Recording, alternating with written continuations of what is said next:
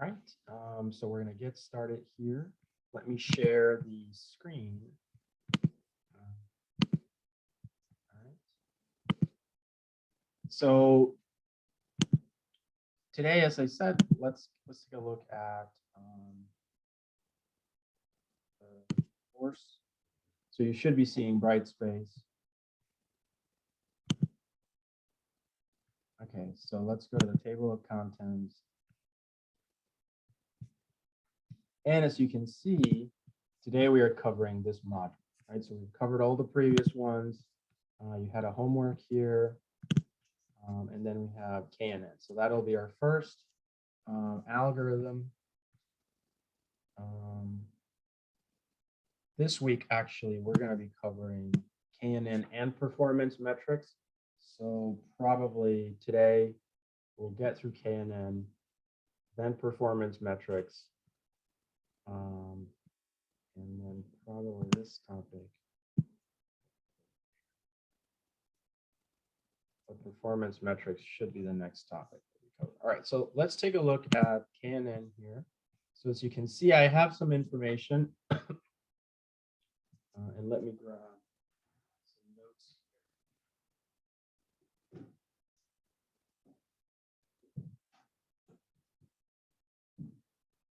So,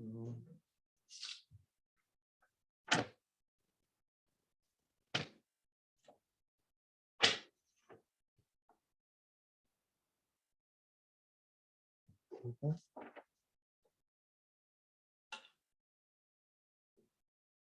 All right, so there will be a homework assignment, of course, related to this KNN. Implement the KNN algorithm as discussed in class, create some data, train and test, and evaluate the model, show your accuracy scores. Okay, so today I will give you the code, basically. It's already posted on there. I'll just explain it, and then you guys will have to give it some data and run it, train and test it, basically. So I've loaded the Numpy here. Although usually I should be putting these in the GitHub. It's just better to do it that way. But I guess last semester I did put them here. I have this, basically these are just the code that we will cover. There's also this document, Euclidean, and this is a nice little handout. I'll go over this, but basically it should provide some background on what we're doing. It actually looks way more complicated than it is. I mean, this is literally high school algebra. And so we'll come back to that. Let's take a look at the slides first. Okay.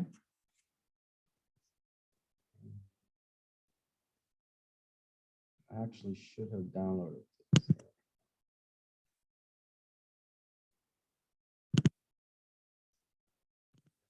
That.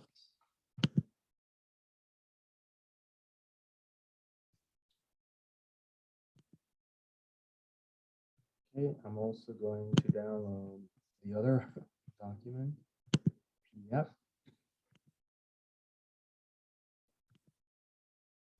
And we'll take a look at it. Right, so let me share the document first, the PowerPoint slides. So, okay, so you should be slideshow. All right, so machine learning. So the first algorithm, so if you think about it, in the beginning of the semester, we went over what is the pipeline? Then we went over, how do you take a problem in machine learning, and how do you take a problem in machine learning, and then, or how do you take up any problem and convert it into the format that, that you can apply machine learning to. Then after that, we went over the Numpy library, and you did some exercises and have some problems to solve. Okay, that's just, I recommend that you go through all of those and practice. And then now that you've covered all those basics, now we are ready to just start looking at machine learning algorithms, okay? because this is a foundations class, the goal is for you to understand all these algorithms as much as possible, okay? Now, will you be implementing these from scratch?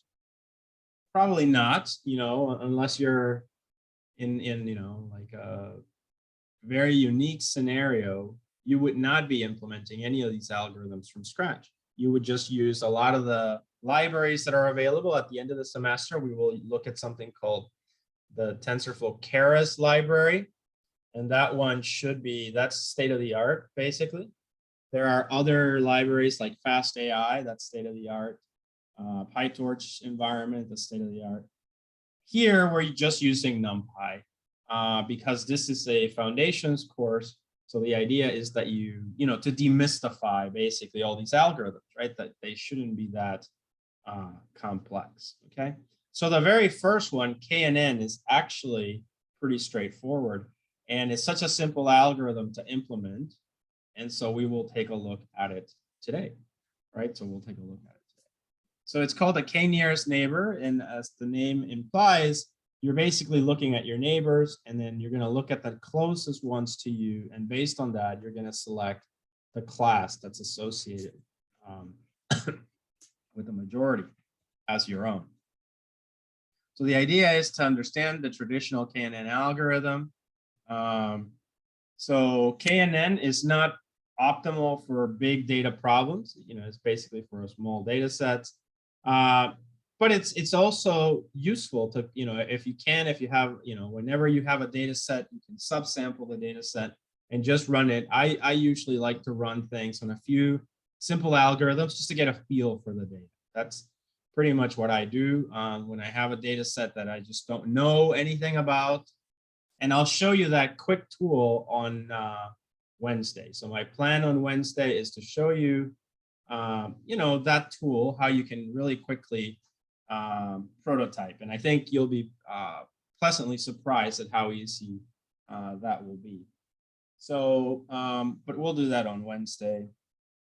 So anyway, there's a few algorithms out there, KNN, naive Bayes, and decision trees. These are certainly 3 algorithms that we will cover this semester.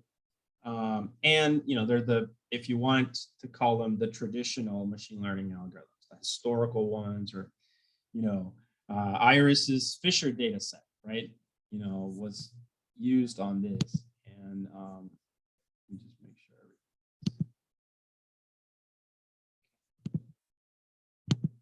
And so these algorithms, we'll take a look at them. Then, of course, there's the big data algorithms, neural networks, and deep learning.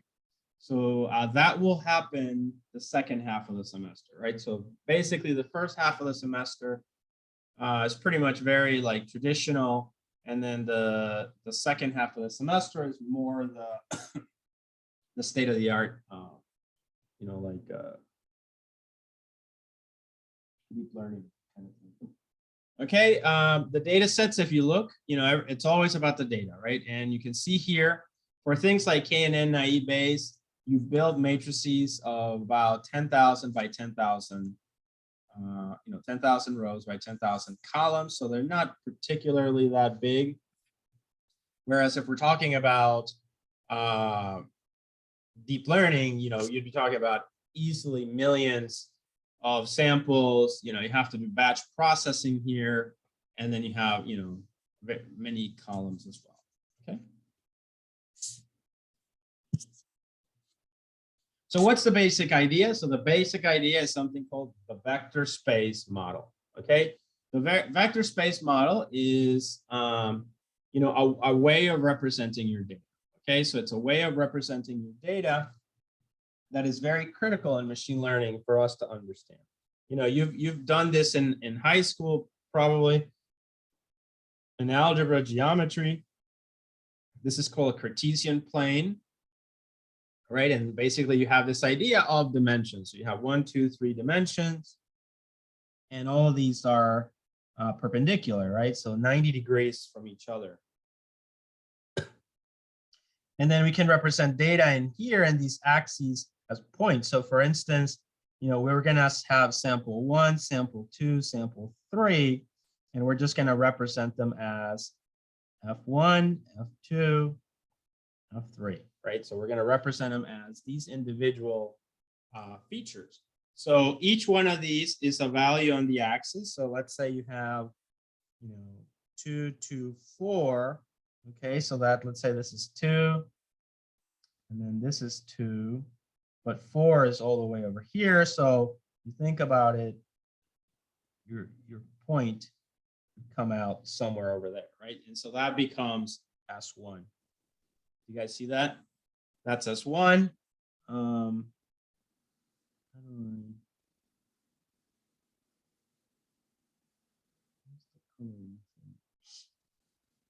All right. And then let's say we take the other one. The other one is 5, 5, 1, right? So that's going to be in F1, 2, 5 is about here.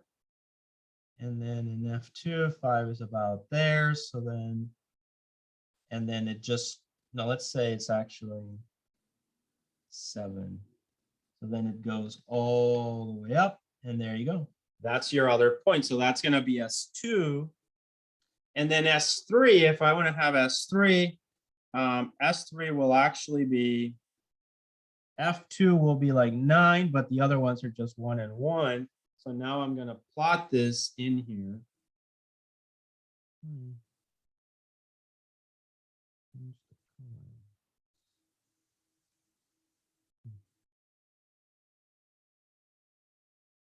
Oh, there we go.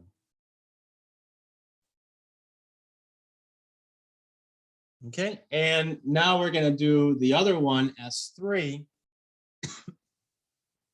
S3 is 1, 9, 1, so that's going to be 1, 1, and then F2 is 9, so it's probably like here. So that's already 1, 9, and then just 1, so it goes up, let's say about there. You see that? So notice that initially the color of these should be the same. Should be blue,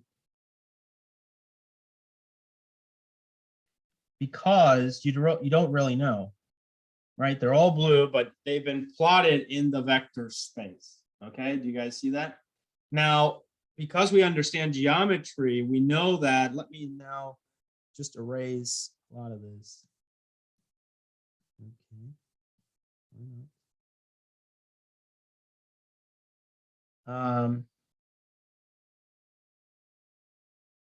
And so now, what can we say? We can look at these two and kind of say, well, those two seem to be close, right? Those two have proximity,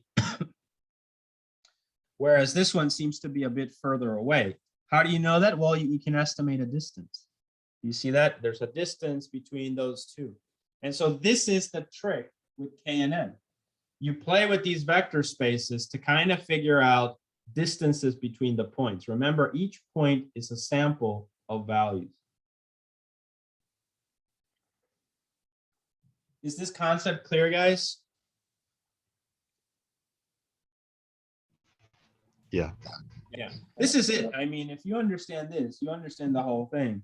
And then the idea is now that we can apply operations in this vector space. Okay.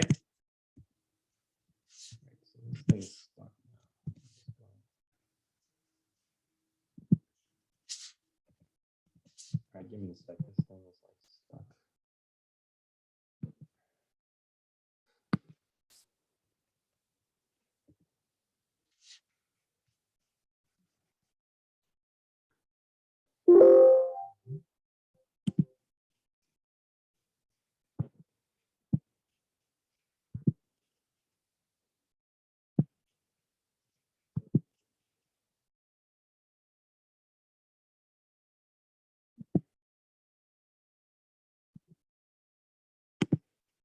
So, all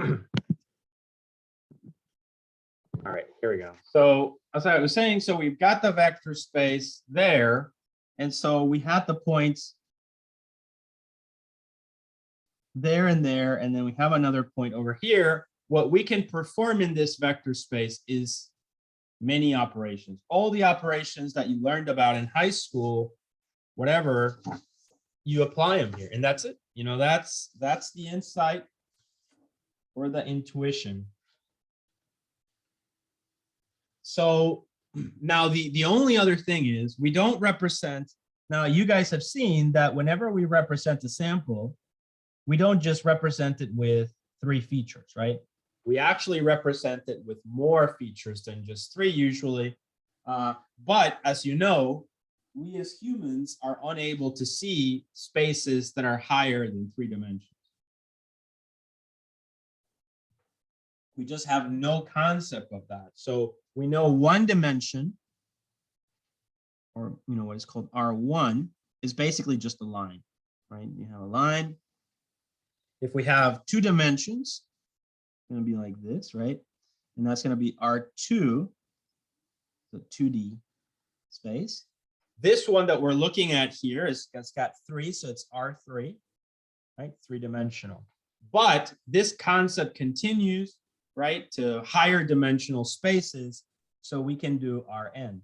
Now, what's important about this is that all the math equations that we can apply in the 3-dimensional space work in higher dimensions, okay? So if we want to calculate, let's say, the distance between 2 points, but these 2 points are in a space that's made up of multiple dimensions, right? Not just 1, but let's say 5, the math is still the same, right? So we just make an adjustment of the fact that we have a few extra dimensions, but it works really well. And so that's really nice because it allows us to do things, perform all these operations. So vector spaces are critical in a lot of machine learning, okay? All right, so let's take a look. This is just an example of what I said last week. Here's the example I was talking about. Remember, whenever we represent a data set, we have S1, S2, S3, F1, F2, F3, right? Like I had written down before. Excuse me. And this is R2, R3. Oops. And then this one would be 1, 2, 3, 4, 5, 6. So R6.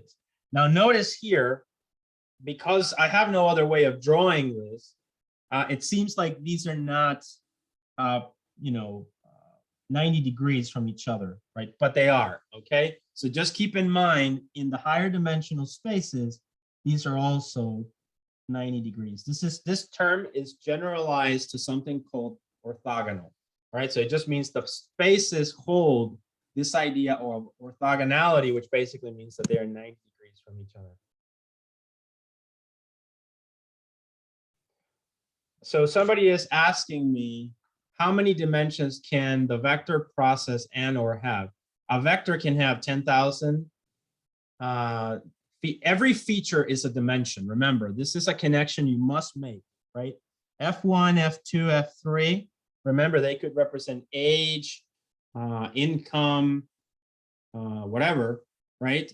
Those are features, but each feature is an axis in your vector space.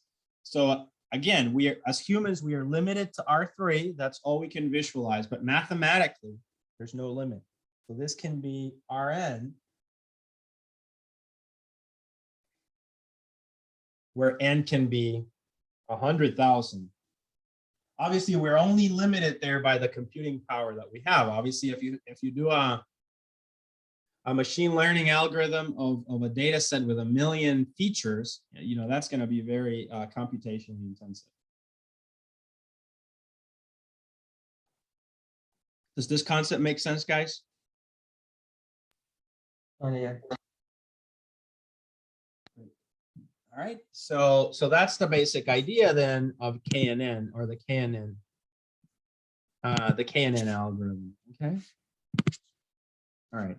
So then let's take an example. Again, as I said, the features, don't forget, they represent things about a sample. So let's say that we look at a packet. So the destination port, port 80, could be a value. The source port 22, protocol 6, right? So these are values, so they could represent axes. These are actually a bad example because these are categorical. And I think I talked about this a little bit last week, where categorical just means Well, if I have port 80 and port 22 in a computer network, doesn't mean that port 80 is somehow greater than port 22. I mean, they're just, one is SSH, one is HTTP. So better examples of this are actually, so I always do this slide to kind of emphasize that, should be actual categorical ones, or sorry, quantities, so age. So in the example of an intrusion detection system, actually, a good one would be number of bytes sent, because that actually makes sense. You know, I sent 100 bytes versus I sent 2,000 bytes, right? So I sent more bytes, and that's a, you know, that's definitely a quantity. But things like port 22, et cetera, they're categorical. So they could be represented. I mean, there's nothing that says that it's not, that it cannot be represented, but it's not very correct, if that makes sense. All right. All right, so now KNN. So I think, you know, we're kind of ready. I'll come back a little bit, but let's just in the slides here. What is the KNN algorithm? So as you might imagine, KNN is just a, you know, an algorithm. It's written in Python.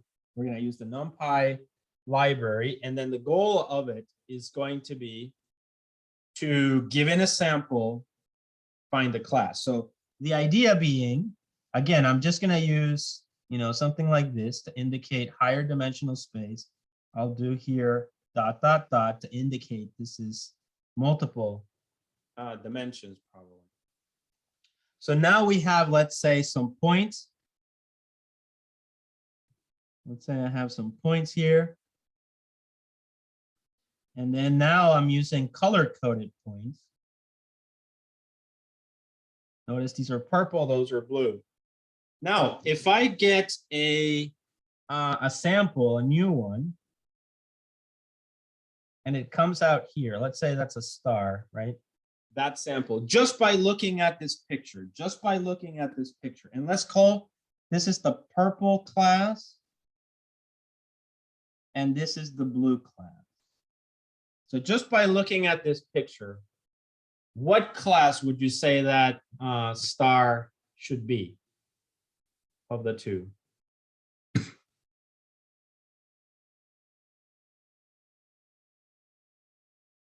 What do you guys think? What class should it be?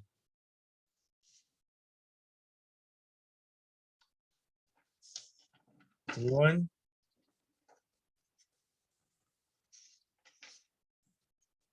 Just look at the picture. It's, you know, you know, take a guess. You could have a class, the color is purple, and the color could be not purple. Just look at what you're seeing there. There's only two options, purple and blue. Look at where the blue dots are. Look at where the blue dots are, and look at where the star is. Which class? Which class would you assign to the star? I'd give it purple. Why? It's next to the purple bubbles. Because it's closer, right? It's closer, basically. You see that? It's closer. That's it. And so what we're doing there is we're using what is called a distance metric to kind of compare that star to all the samples in the space. And then we're going to select the 5 closest. And that's literally the KNN algorithm, okay? So if you think about it, then now we should understand the algorithm here. It says, basically in KNN, converts data to a vector space model, calculate the distance between your X test sample and all other points or samples. Then once you have the distances, you're going to sort the distances from closest to furthest away. And then you're going to select the 5 closest sample, you know, if it's KNN 5. And you look at those 5 closest, you're going to look at their class. And so that's what you guys did here. You look at these, they're all purple. So I'm going to select the purple class. Let's say that you had a blue one in there. Still, you would have assign purple because, yeah, there would have been one blue one, but the majority are purple. Okay, so that's basically the idea.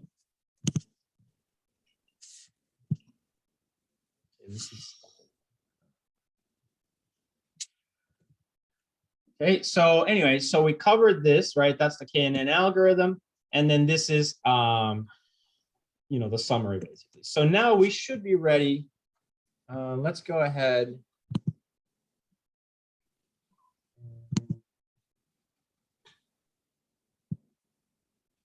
Let's go ahead now and take a look at the PDF. So I know there's a PDF in here somewhere.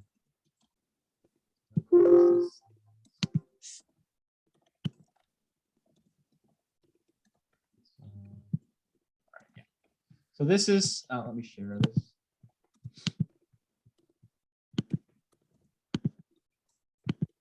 So that's the PDF that I posted. This is also on your Brightspace. So that one of the things that is quite interesting here is you probably learned this in high school, right?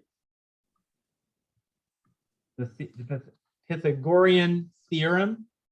And you'd be surprised how something that was developed, you know, I don't know when it was developed, but let's say the 1600s or somewhere, maybe during the Greeks, right? I don't even know. It sounds like a Greek name, so probably many thousands of years ago. During the Greek period, I don't know when. Haven't read up on my history. So anyway, what the Pythagorean theorem, basically, you'd be surprised how this is used in artificial intelligence. All right, so this is actually quite interesting,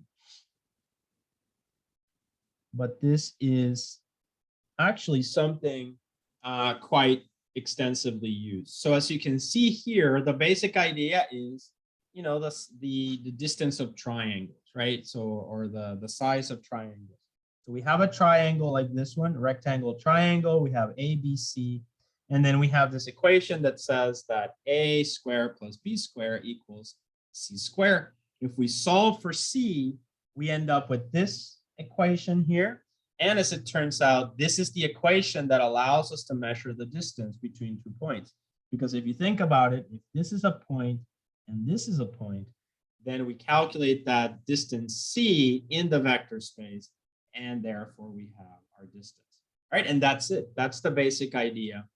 And this is literally what we're going to be applying. So initially today, I'll show you a very basic way of applying that, but not efficient, but definitely intuitive. And then after that, we're going to see something a little more practical with Numpy. Okay, so let me.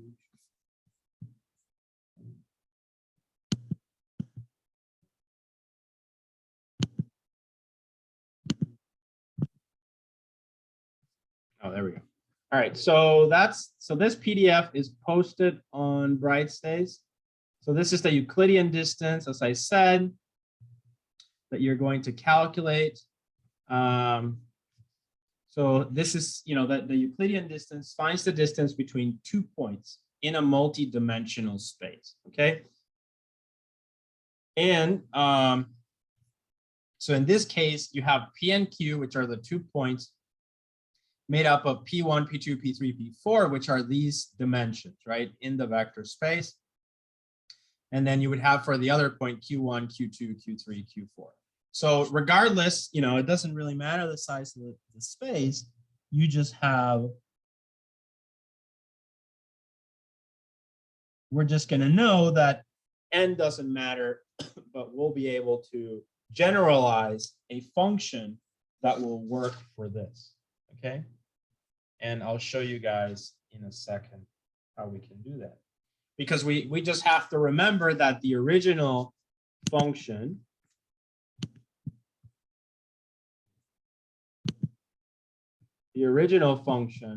just looks like this, right? Just looks like that. And then we just have to generalize it a little bit.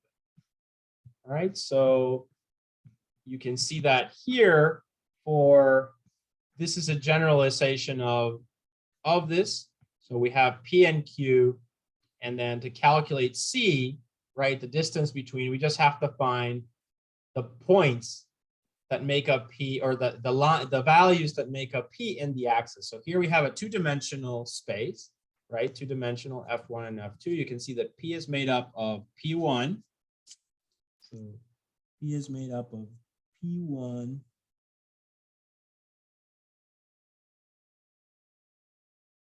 right? P1 over here and P2 over here, right? And that makes up P, and then Q is made up of Q1 and Q2. So we have the values there.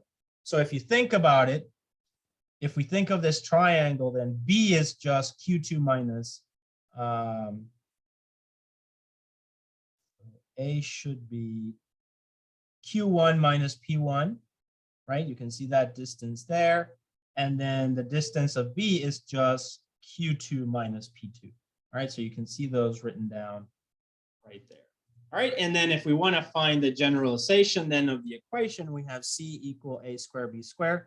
So we have A and B, so then we just plug in the values. So Q1 minus P1 squared plus Q2 minus P2 squared. All right, and that just solves the problem when we just have the two-dimensional example like this one. Okay, so that's basically the the idea here.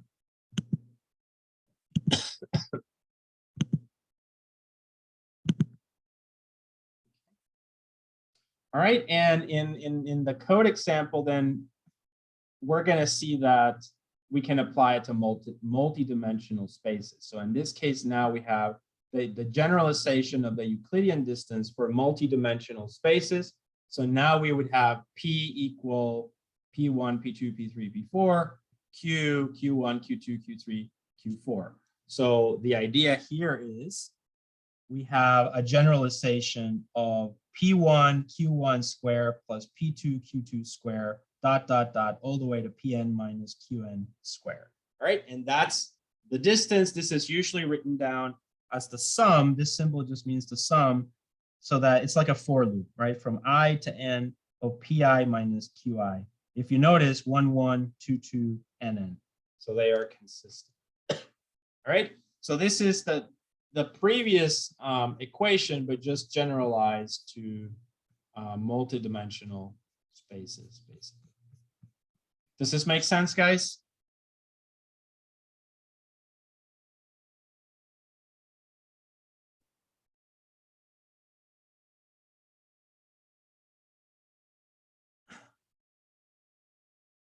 Okay, great. So that's basically all the theory that I wanted to do today. So let's see, Euclidean distance. So let's just define the Euclidean distance. Now there's other types of distances in vector spaces, like something called the Manhattan distance, etc. But for our simple example, we're just going to cover this one. So Euclidean distance finds the distance between 2 points in a multidimensional space, which is the kind of distance you measure with a ruler, basically. If the points are written as P1, P2, P all the way to N, then the formula for the Euclidean is as you can see it there, is generalized to that. Okay. All right, so let's go. So now hopefully if this makes sense, we are ready to try to code our KNN algorithm. Okay, so we're going to go ahead, stop sharing here. And close this one. All right, I'm going to go back. We're going to go back to bright space.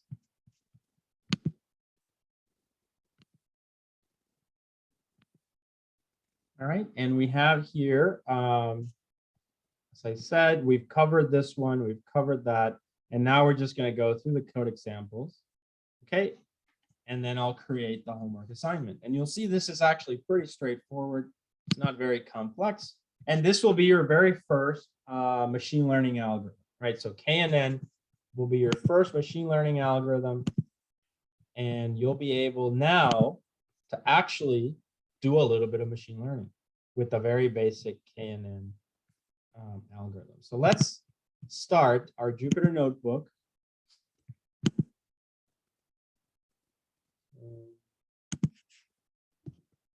Jupyter Notebook.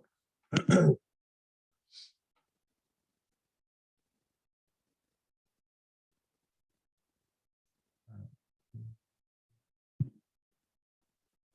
go to.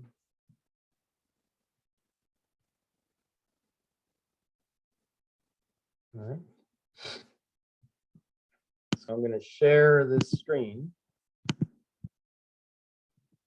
And I'm going to do Python 3. All right, here we go. So the very first example will be just a Euclidean distance. Before we actually get into the algorithm, let's just do the Euclidean distance, which is the equation that I was talking about there. Let's take a look at that one.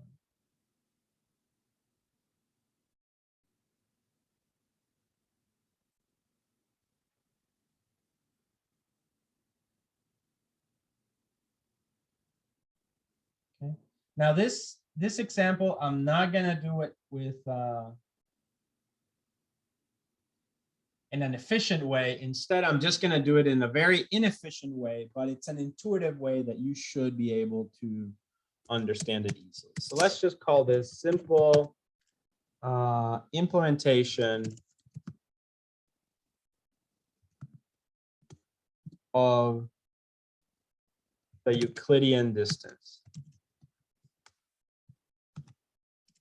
Okay, so what are we going to do? We're going to have 2 points, P equal something. In this case, let's say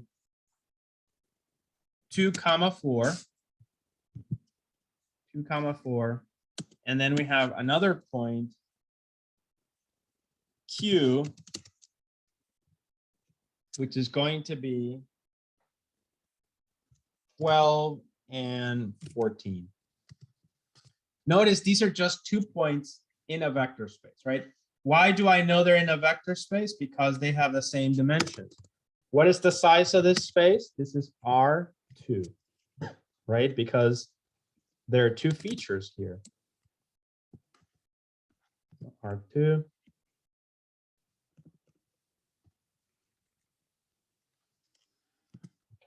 So now I have my 2 points. I have my 2 points, and I want to compare them. So what I'm going to do is I'm going to say print. I'm going to create a function called the Euclidean function. So Euclidean function, which will take the 2 points P comma Q, right? So it'll take these 2 points and I'll calculate the distance between them. So now that I have that basic scenario, now I'm going to go and create my function.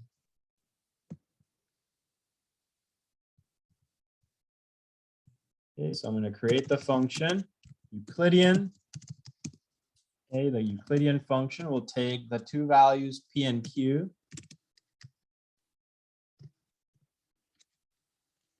That. All right, and I'm just going to do this via a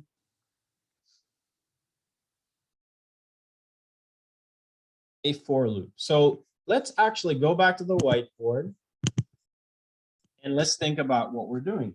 So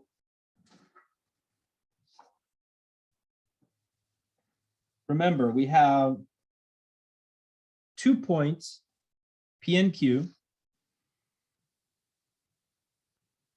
and they consist of P1, P2, dot, dot, dot, Pn, whatever size, because this vector space is Rn. And then we have here Q1, Q2, dot, dot, dot, Qn, like that, right? So these are my 2 points in my vector space. I want to take the difference between them, right? We've established then that to do this, because of the equation, plus b squared, right? Pythagorean theorem, this generalizes to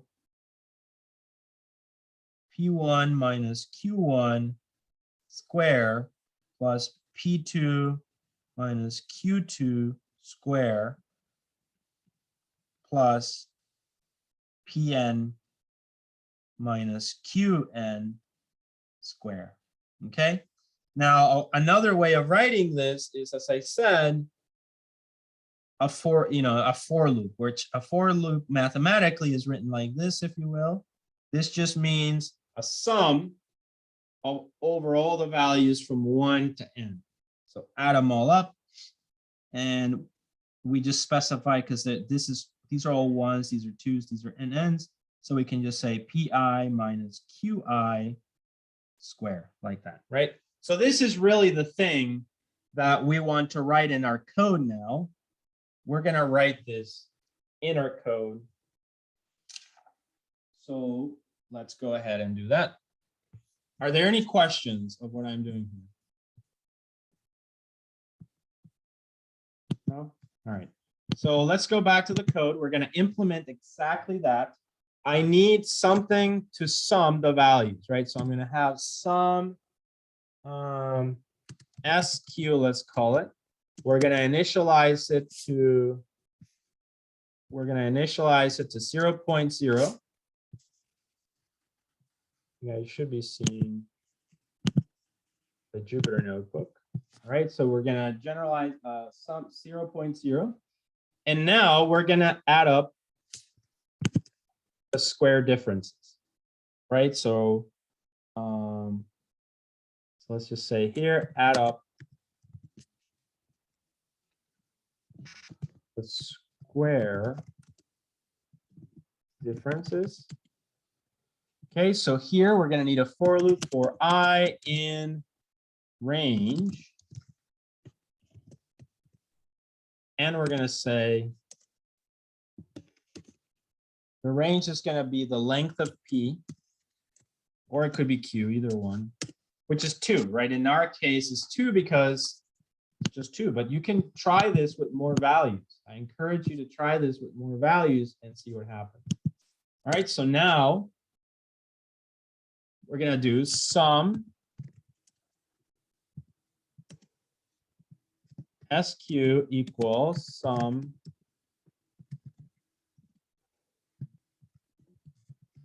SQ, right, plus the sum of the differences of P and Q. So in this case, it's going to be parentheses.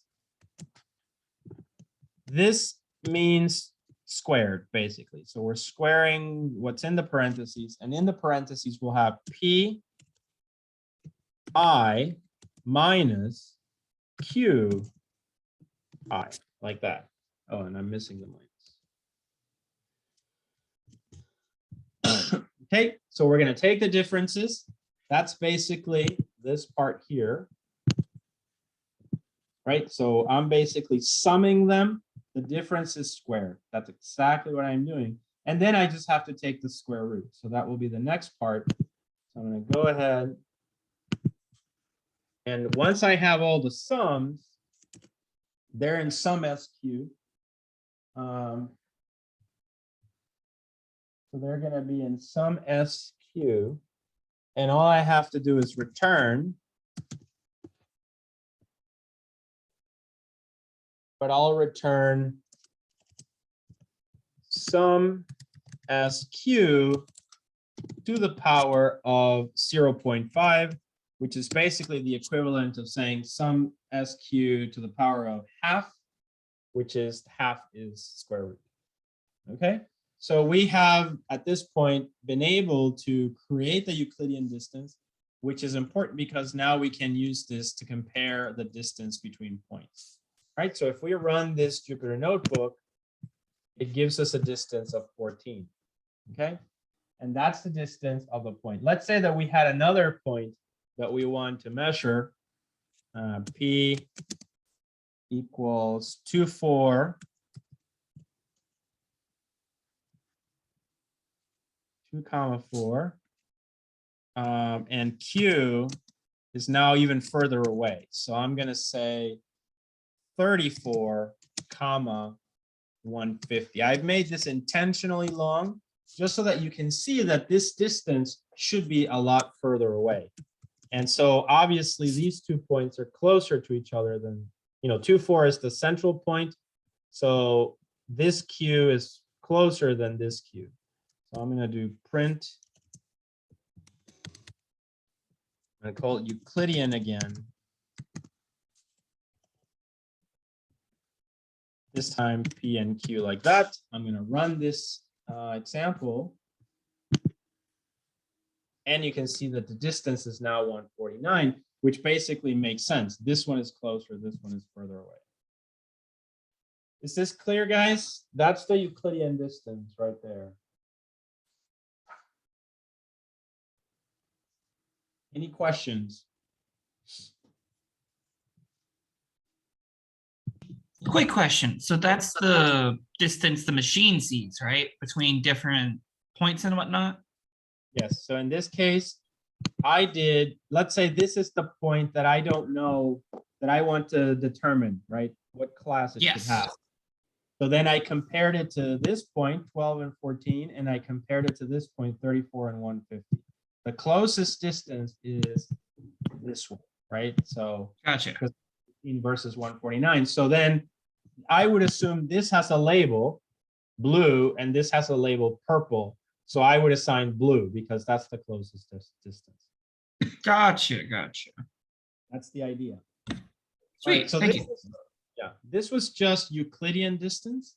Okay, just to understand that. Obviously, there's a few problems with this. We did this with a for loop. That's not how you should do machine learning because for loops in the CPU are extremely slow. So what's going to happen is you'll never get any results with real problems, and you'll just not be able to do any machine learning. So you have to use things like Numpy to actually be able to solve this, okay? So today I did this with for loops. Sometimes I do this here and there just to kind of drive a point, but in general, we should be doing it the appropriate way, which is through matrices or tensors, okay? Matrix operations. That's why that homework with Numpy is so important, okay? So now that hopefully you guys understand the Euclidean distance, the next thing we're going to do is actually implement your very first machine learning algorithm. Remember, it's one of the traditional ones. In this case, the k-nearest neighbor algorithm. Everybody learns this. That's the first algorithm that you should learn. And again, remember, the point of the course is to demystify, these algorithms, right? So there's no mystery there. So let's go ahead and now implement the Numpy problem.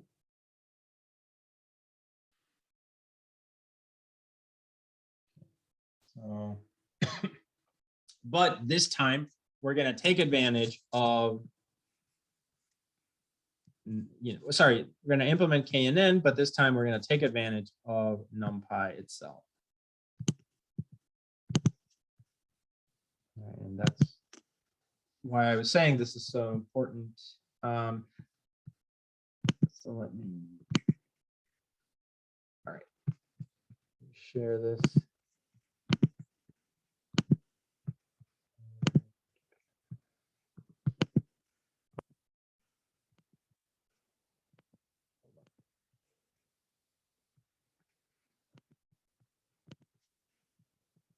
All right, there we go. So now we are ready to implement KNN in Numpy. So let's just say KNN implementation. Now this is actually a good implementation. You could probably run this. Numpy is extremely efficient for operating, so you could run this for a real thing. Okay, you could run this algorithm. The homework that I'm going to give you will be basically to you're going to, I'll link a data set called the IRIS data set. I'll describe that in a minute, but you will have to load that data set into this algorithm and perform classification, okay? So that will be your homework assignment for this week. We'll talk more about the homework assignment on Thursday, but today I just kind of want to lay out the algorithm. So that's my goal anyway. So let's go ahead here and do import Numpy as NP. So you remember we did this last week. Let me make this a little bit bigger. We're also going to use from collections import counter. You don't really have to use this, but it's kind of handy. Okay, from. Yep. So we've got our libraries there. I'm going to select that the K should be 5. Now, keep in mind, it doesn't really, the value could be 5, 3. Some people do 1. I do 5, I guess, the 5 closest. Keep in mind, this should be an uneven number because let's say you have a tie 3-2, right? So you need to break the ties. Otherwise, if you have an even number, you could have 3 classes of 1, 3 of the other. So how do you break the tie, right? So simple solution, pick an uneven number. Now, notice now I'm going to implement the Euclidean distance, but this time around, I'm going to implement Euclidean with the Numpy library instead, so that I can avoid the for loops that are so inefficient for machine learning. All right, so I'm going to create my function here. I'm going to say Euclidean. I'm going to say Euclidean distance. It's going to take 2 points, v1, comma, v2, so vectors basically. And now I'm going to say return, and I'll explain this in a second because it might look a little strange. SQRT, that's square root. So NumPy has a square root function, as you probably saw from the problems that you worked on. And then you're going to do np.sum. And then within np.sum, you're going to have v1, comma, v2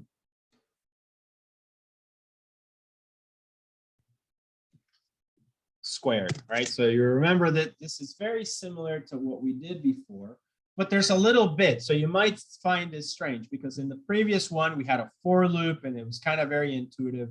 Now you might ask yourself, how does this work exactly? So what we needed to do, this should be v1, v2. Okay, so what happens here is v1 and v2 are actually going to be a vector. So if you think about this, let's go to the whiteboard. Let's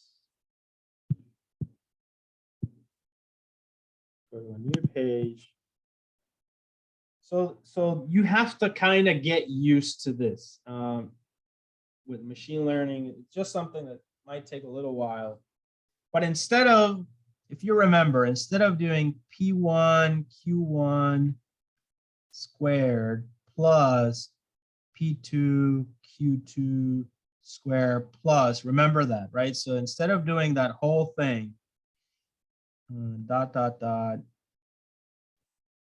Pn minus Qn squared, and all of this is, that symbol, Pi Qi squared, right? So instead of doing all of that like that, we're going to think of a vector v1 and v2 as made up of p1, p2, dot, dot, dot, pn, and v2 is made up of q1, q2, dot, dot, dot, qn. All right, so how do we do this with NumPy? Well, as it turns out with NumPy, what we're gonna do is, if you notice, we write in the code np dot sum, right? That's what we write. So we're gonna sum that, and then we just do v1 minus v2 squared, right? So the way that this works is that it's almost like you can think of v1 and v2 as vectors. So p1, p2, dot, dot, dot, pn, q1, q2, qn. So this is how Numpy is treating this, is taking them as vectors like that, and then it's just going to perform the same, that one difference, but on a vector wise. So this is going to result in one vector of the same dimension, but it's now the difference. Difference 1, difference 2, dot, dot, dot, difference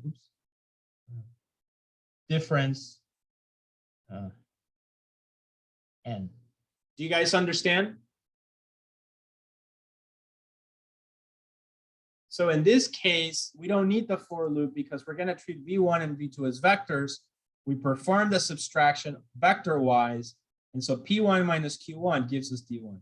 p2 minus q2 gives us d2. pn minus qn gives us dn. And then we just apply the square also vector-wise, and then we have one single vector, and then we do np sum, where we add all the values together, and then we get one single value. Is this clear, guys?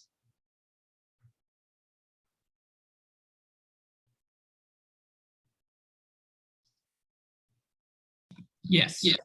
Great. All right, so if that's clear, then we can go back to the code and take a look at it here. So np square root, np sum, v1. All right, so that's our Euclidean distance function. Now we can go ahead and think about what we would want to have. So we're going to have x. So in this case, we have X train, which is our data set that we're going to compare to, and also Y train, which are the labels. Okay, so we will need to define this. But this is going to be our data. We'll have to think about it a little bit. All right, but this is basically all the points in the vector space with their associated labels. So we got the first one. You know, we're going to, by index, we're going to know, you know, given sample 3, right?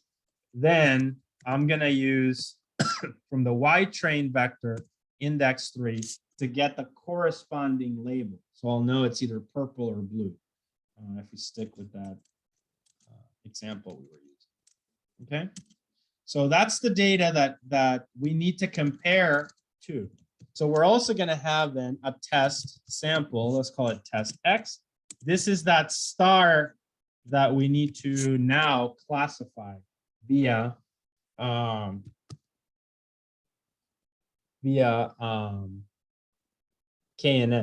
Now notice this, you know, this can work for many types of data because it just performs on a vector-wise operations.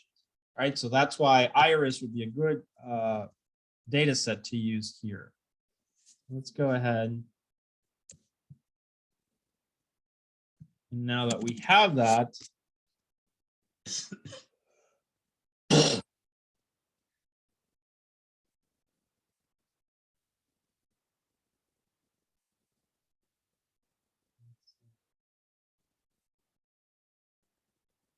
now we could also have, instead of just one sample, we can have several samples. So we can say we have X test, just like we have X train, we have X test. That just means that we have not just one star sample, but several, and we want to classify those several, right? So, you know, sometimes, because when you do your homework, for instance, with Iris, you're going to have 150 samples, but let's say you're going to train on 100 and test on 50, right? So then you're going to need to iterate through the entire data set. So to do that, we're gonna basically do here we can do a for loop. So we're gonna do for test X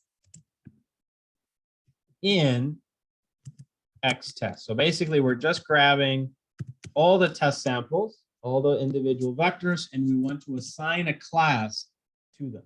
Okay, so we're gonna do print. And we will do now, we need a function called predict. Now with KNN, most machine learning algorithms require the process of training and testing. So that usually means you have some data, you train your model on the data, then after you've trained it, then you apply the model to the test set. With KNN, KNN is what's called a lazy type of an algorithm. There is no training because all you do is compare the new test samples to the trained data. So there's no basically idea of training. It's just like a comparison that you're doing. But that will become more obvious later on. So now I do predict test underscore X, right? And I'm going to take that test X or however many are in X test, and I'm going to classify every single one of them. So that means I need a function. This will need to be defined. Okay. Now I'm going to need to create a function predict.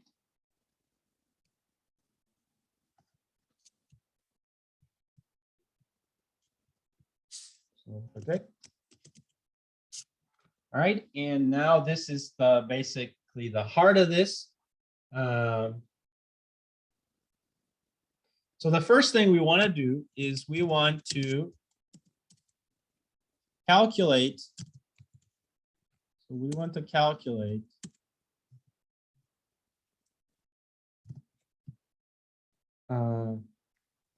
all the distances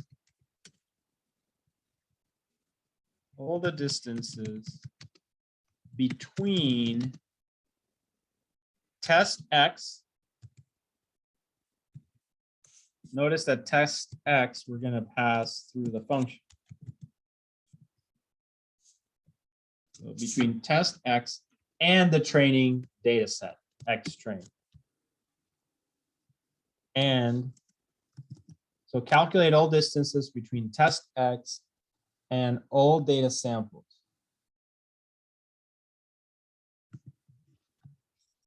Data samples in X train. We want to call it that. Okay, so that's the first thing we're going to do. So to do this, we can create a list comprehension. So distances are going to be equal to this. This is a list comprehension in Python, which basically means that we can perform an operation within a list, and the result of that operation will be a list itself. So we can do here, for instance, this is very handy. So first thing I need is I need all the samples in X train. So I'm just going to do for X in X train. Okay, so for X in X train, notice I'm grabbing every single sample in X train. I'm going to compare that sample to test X. Right, so to do that in a list comprehension, you actually, what would go below the for loop goes before it. So I'm going to say here,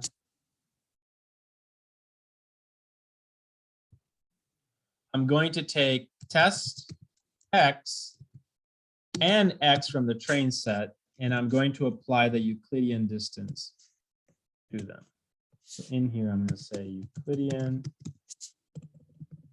And that what's going to happen here is that it's going to return a list of all the distances between that X, test X, and all the samples in the train set.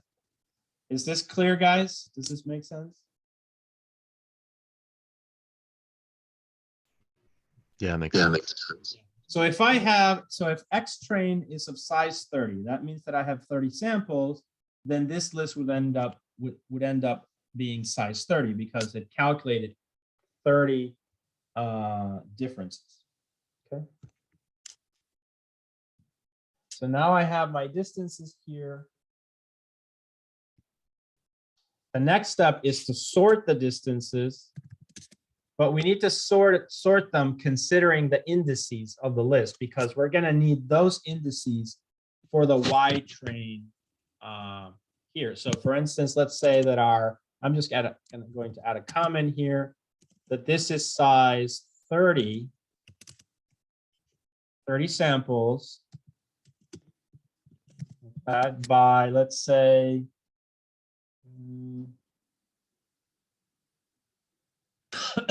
well, iris is 4. So 4 features, since you're going to be doing that for that homework. And then here, this one then would be also 30 samples, because it's the associated label for each one, but only one, remember, one column, because it's only the label. In the iris data set that I'll talk about, you have three classes: Setosa, Virginica, or versicolor. So these are the 3 that you will have to identify. Okay, so then now I have, all I need to do is to sort by distances. I'm going to sort by distances and return the K closest neighbors, basically. So the K closest neighbors. Now I'm going to use for this a very handy Numpy function called NP from Numpy arg sort. Okay, I'm going to use this function arg sort. And arg sort is really nice because it returns. So I'll provide the definition. So arg sort returns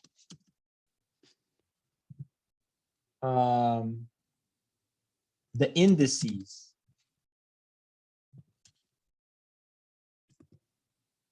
The indices of the K nearest neighbor.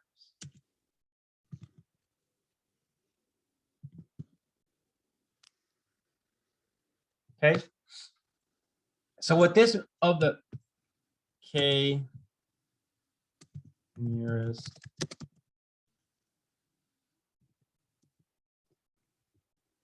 neighbors. So the way to think about this is, let's go back to the whiteboard.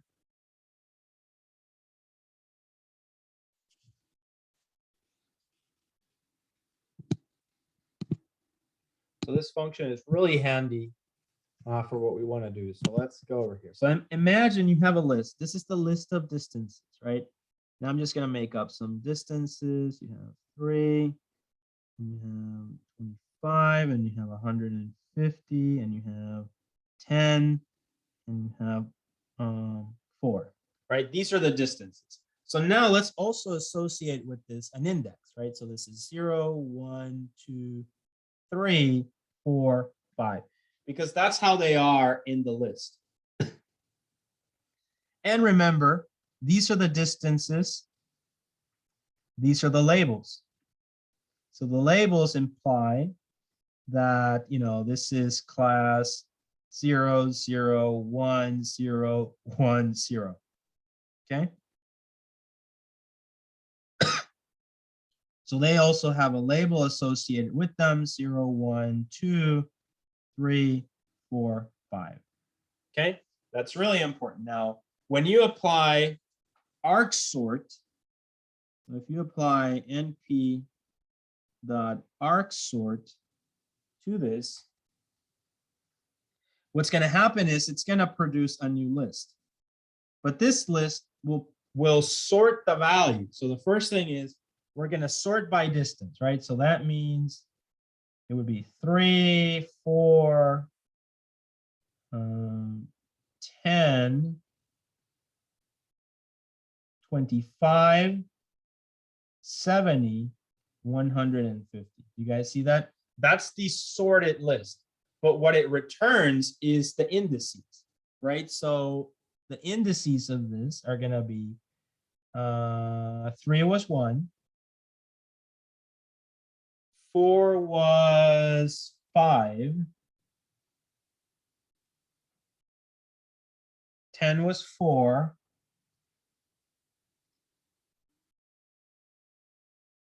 25 was 2. 70 was 0. And 150 was 3. This is what arcsort will return. It'll return a list of the indices sorted. Do you guys see that?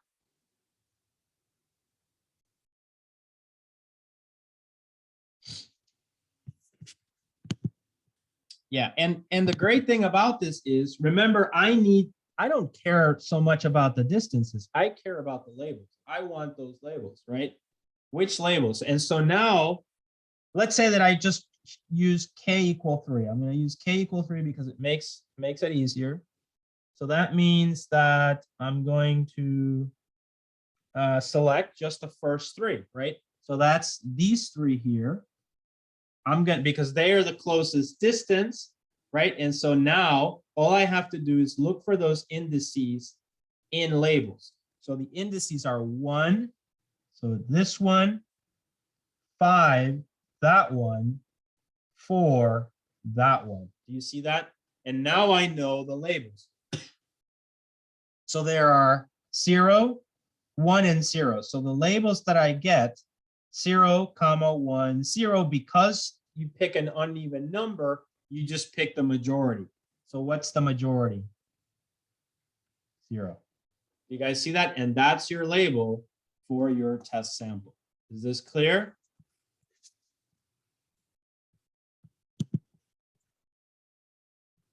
Any questions? All right, so it sounds like it's clear. So now, if you understand that logic, let's just go ahead and finish up the algorithm. So we're going to go back to the Jupyter notebook here, right? And now we're going to do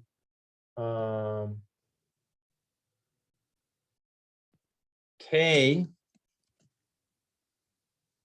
neighbor indices. Indices, and this is going to be np.arcsort,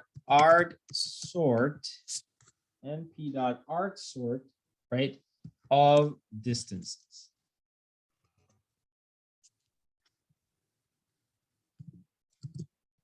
Distances like that. That gives you all of them, but we only want the first k. So I think k was 5 initially, all right? So what we can do is, because this returns basically a matrix, right? This returns a matrix or a vector. Now we can apply slicing. So if you remember in your examples, now we can just do this like that, k. And what that does is it allows us to slice from that vector. You know, we're going to slice from the beginning all the way to k. So the first 5, basically. So it's kind of what I did here with on the whiteboard, right? This yellow here, or gold, whatever this is. These 3 I selected, k equal 3. Well, in the script, I just do this, and it allows me to slice the first 5. And so now I have them, only the first 5 indices in k neighbor of the closest, right? And now I can just get the labels. So now I'm going to go ahead. I'm going to do another list comprehension, and I'm going to say, let's add a message here. Let's just say extract labels from, so extract labels from Y train. Okay, so I'm going to extract labels from Y train. And I'm going to do here labels. So labels, I'm going to do another list comprehension here.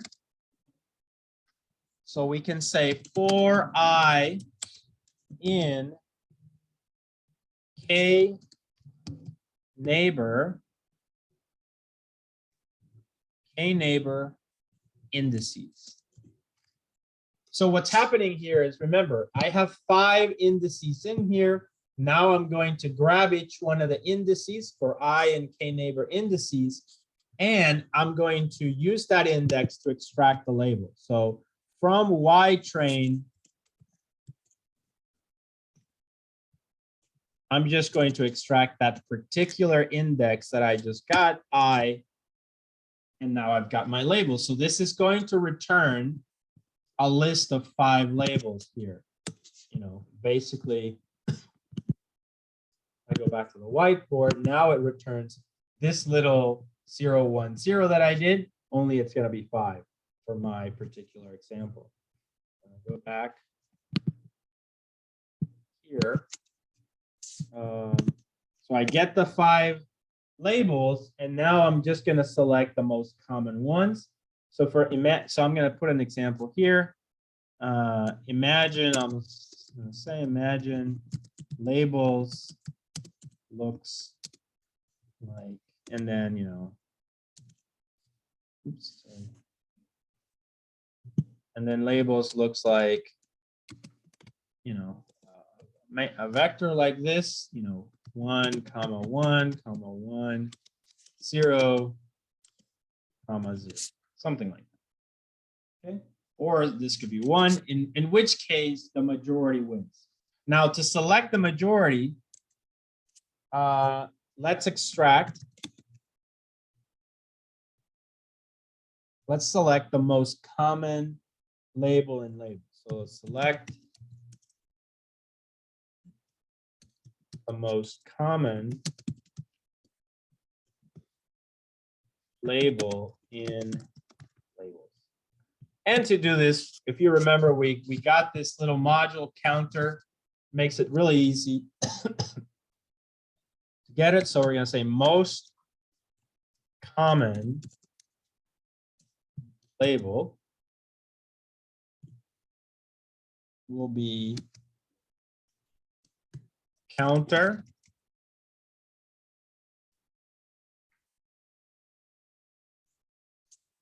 labels dot most common. So it'll just look at the list and it'll extract the value that's the most common there. Pretty simple operation. And just extract 1. We really just want 1 label. And that's it. Once this is complete, we should be able to return the label. So we're just going to do return most common. Oops, most common label. And that's it. That's the example of this. Okay. Now, this completes the code. We just have to set up the data set, right? So that's the next thing that we're going to do. So to do this, you learned this last week, right? We can create a Numpy array. Right, so we saw this in our examples last week. Let's just create some data.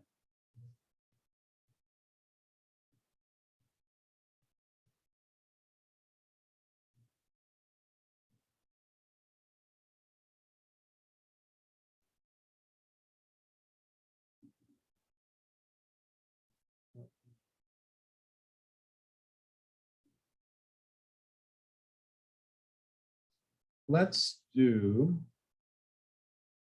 just do 2 test samples. Now I'm kind of making this up, right? So as I go, so you will do this with an actual data set called Iris. Let's just do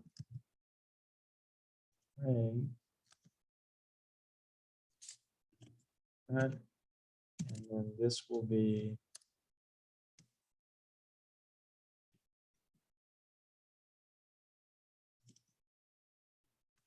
comma. And I'm going to make these, I'm just going to put in 2 in here, 2 test samples. And we can put in some data. So let's do.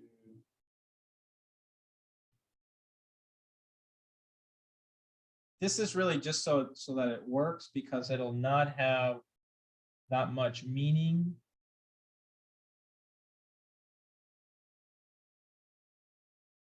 I'm trying to think.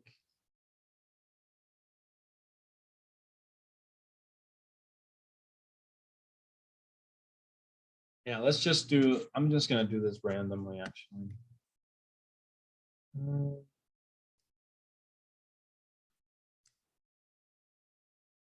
Yeah, let's just do this. All right, so I'm going to say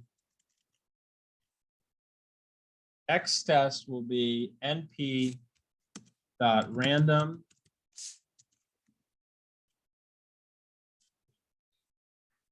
dot random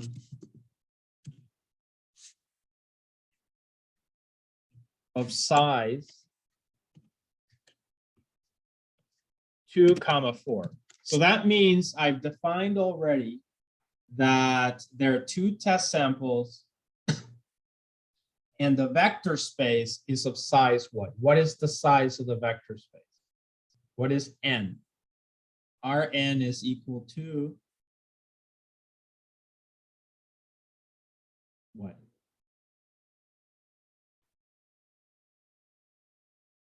It is equal to 4, right? So you can see 4 there, 2, 4, 2 rows, 4 columns. 4 columns means 4 dimensions in the vector space. All right, I'm going to do the same for X train now. Just kind of making, it's not meaningful because it's all random data, but at least the algorithm should run. So I'm going to do np.random. This one will be 30 because I'm going to have 30 samples. They also have 4 features, okay? And then I'm going to create, this is going to be, I need 30 of these. Now the labels have to be 0s and 1s. So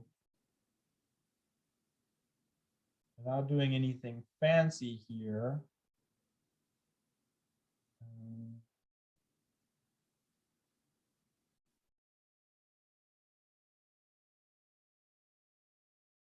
I may need to hard code this one because it's 30. Just so that we have some meaningful. np.array.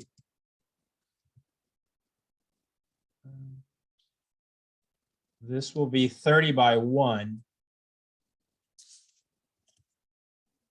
But this needs to be 1.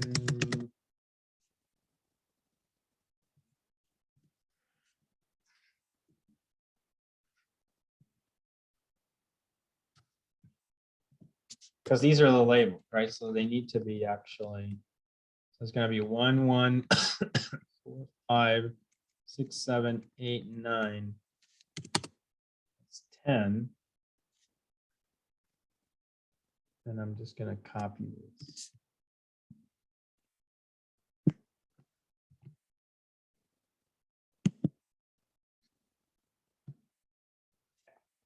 So they should be 30.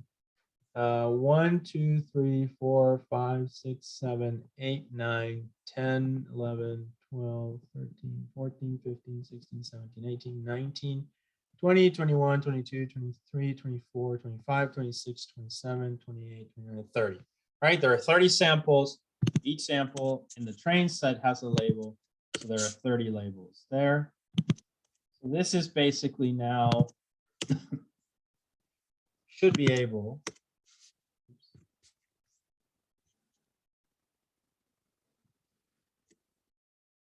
to run.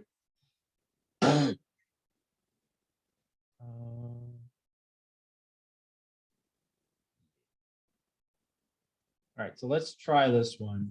It's not exactly perfect because it's random data, but I believe the code should run here.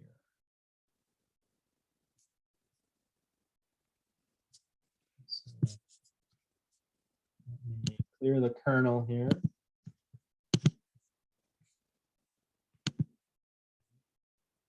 Let's run it. Huh, not liking it. Euclidean is not defined.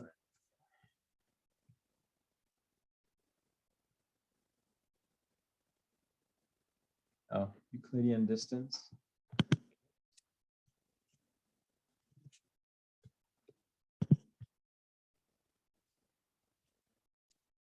What else?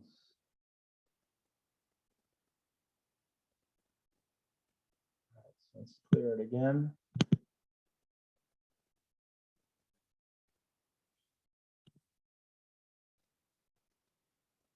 All right, so let's try it.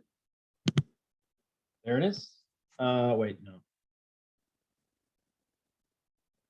Predict.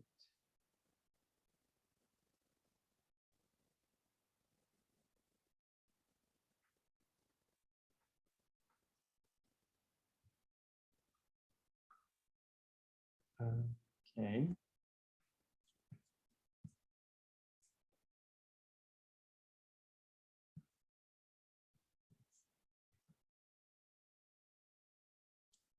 Should predict either 0 or 1. We have the data, we have takes each test sample, compares it to the train set.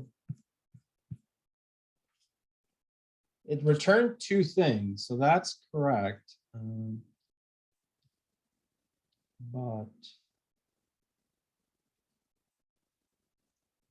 But let's see what happens here. So what is this returning?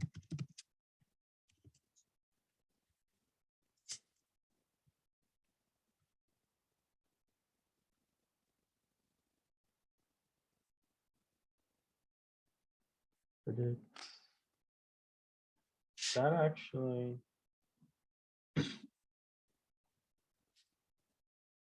One and 5. What is that one?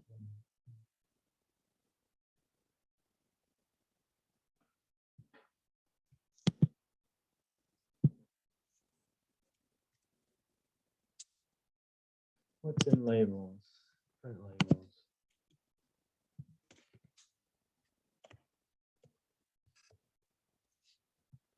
Let's run this one. All right, so look, this is correct. It's got 0, 1, 0, 0, 1, and then this is all ones. And then it returned 0, 3, and 1, 5. Which means what?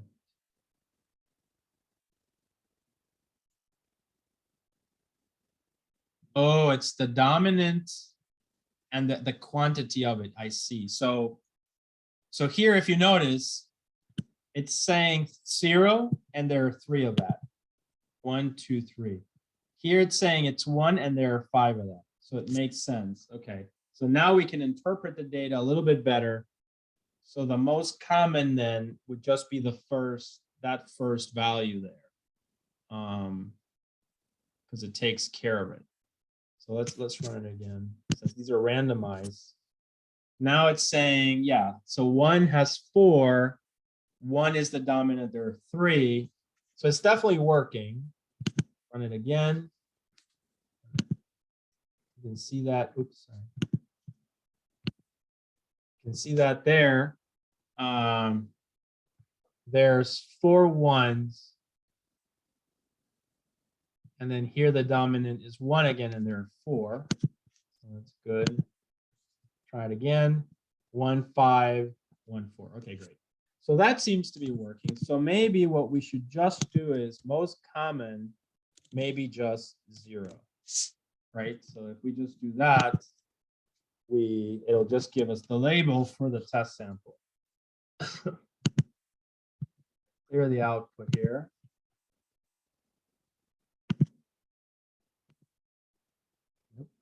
Oh yeah, it took it out of the list. So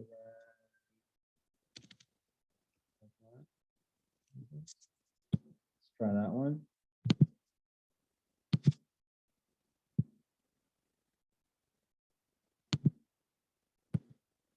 There we go. So now it just prints out the label itself, which is what we wanted, but it was kind of nice to see. This was very helpful. So for debugging purposes and just to make sure that things were working really well,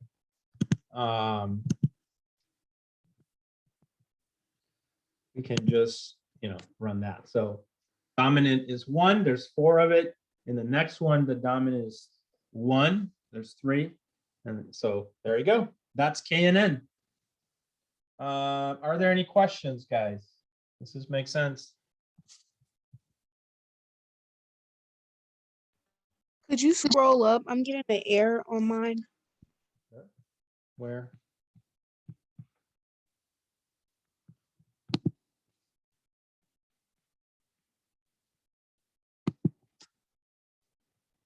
Now this code is all on GitHub, right? So remember the code is there on GitHub. I'm gonna switch over and the video will have it also, but let me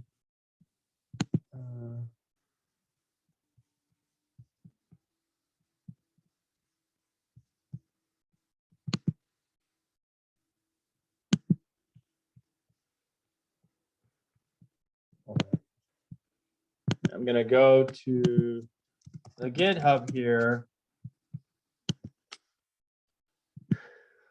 And under machine learning foundations, I'll just add that link. It's basically Euclidean and KNN Numpy. Control copy. And we're going to put that in. Where was Brightspace? Oh, right. Okay, so this is Brightspace. So I'm just going to add it. You guys should be seeing Brightspace. I'm just going to add a link. I'm going to say code. And then you guys can just check it out from the GitHub itself. Okay. All right, so that's the table of contents. Right, so today we went over the PowerPoint presentation, the Euclidean Distance PDF. Here's a couple of the Jupyter notebooks. Looks like I put them there, but I also provided the code. I usually just, my most updated code is usually always in the GitHub. So it's always certainly a good thing to take a look at it. On Wednesday, I will assign a homework, which will be pretty much what we did today. So the code runs now. But what I will do on Wednesday is I'm gonna just show you a data set, and then you will learn how to bring in the data set and run it on this with this algorithm. Okay, so that will be the plan on Wednesday, basically. And then also we're going to cover performance metrics as part of that.